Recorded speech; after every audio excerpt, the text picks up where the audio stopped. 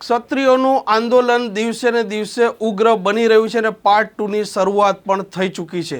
તેવામાં ગુજરાતમાં અનેક જગ્યાએ પોલીસ અને ક્ષત્રિયો વચ્ચે ઘર્ષણ થતું દેખાઈ રહ્યું છે। તેના વચ્ચે બનાસકાંઠા પોલીસ પર ક્ષત્રિય આગેવાનોએ હેરાન કરવાના આરોપ લગાવ્યા છે।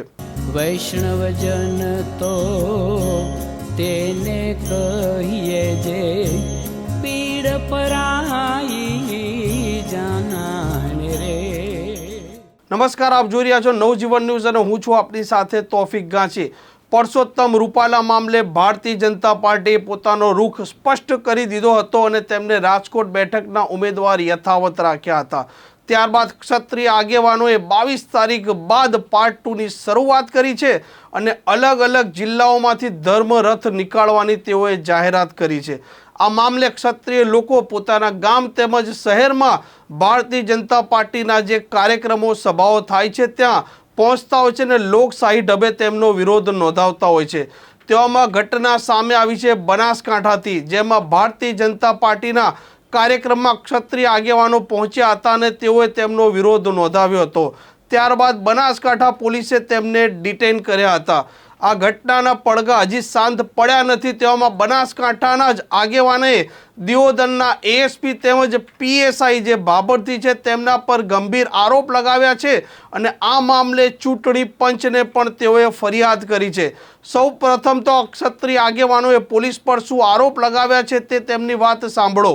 શહેરમાં ભાજપની મિટિંગમાં અમારે ક્ષત્રિય સમાજ વિરુદ્ધ રૂપાલા જે અભદ્ર રોટી બેટીનો વ્યવહાર માટે જે અશબ્દો કાઢ્યા હતા એમના વિરોધમાં અમે ભાજપના મિટિંગમાં જાહેર વિરોધ કરી અમને બાબર પીએસઆઈ અને એએસપી દિયોદર રમેશ માનકર સાહેબે અમને ડિટેન કરી અને બાબર પોલીસ સ્ટેશનમાં લઈ જઈને અભદ્ર વ્યવહાર કરી, ખોટી ગાળો બોલી, ધમકાયા અને ભાજપને મત કરવા પછી એવા ખાનગી મોબાઈલો લઈ અને જાહેરમાં નહીંતર કે તમને ખોટા કેસમાં ફસાવી નાખીશ એવું અમને ધમકી આલી અને અમારા સમાજ વિરોધી ખૂબ ખરાબ શબ્દો બોલ્યા। એના વિરોધમાં આજે મેં ચૂંટણી અધિકારીને ફરિયાદ આપેલી છે।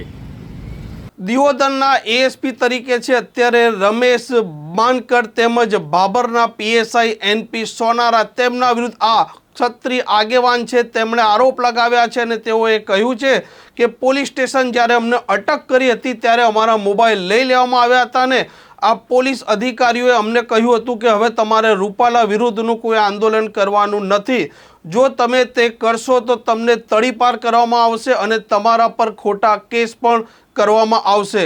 વધુ તેમણે ગંભીર આરોપ લગાવતા કહ્યું હતું કે આ પોલીસે તેમને કહ્યું છે કે તમારે ભારતીય જનતા પાર્ટીને વોટ આપવા પડશે અને આજ પછી જો તમે આંદોલન કે વિરોધ કરશો તો તમારા વિરુદ્ધ કાર્યવાહી પણ કરવામાં આવશે। આમ બનાસકાંઠામાં ક્ષત્રિય લોકોનો જે વિરોધ હતો તેમાં વધુ એક વળાંક આવ્યો છે અને બનાસકાંઠા પોલીસના જ અધિકારી તેમજ કર્મચારી પર ગંભીર આરોપ લાગતા આ મામલો ચૂંટણી પંચ સુધી પહોંચ્યો છે। હવે જોઈએ આ મામલે ચૂંટણી પંચ શું તપાસના આદેશ આપે છે અને તેનું શું પરિણામ આવે છે। આ પ્રકારના સમાચાર જો આપને પસંદ આવતા હોય તો નવજીવન ન્યૂઝની આ ચેનલને સબસ્ક્રાઇબ અને શેર કરવાનું ભૂલતા નહીં। નમસ્કાર। વૈષ્ણવજન તો તેને કહીએ જે પીડ પરાઈ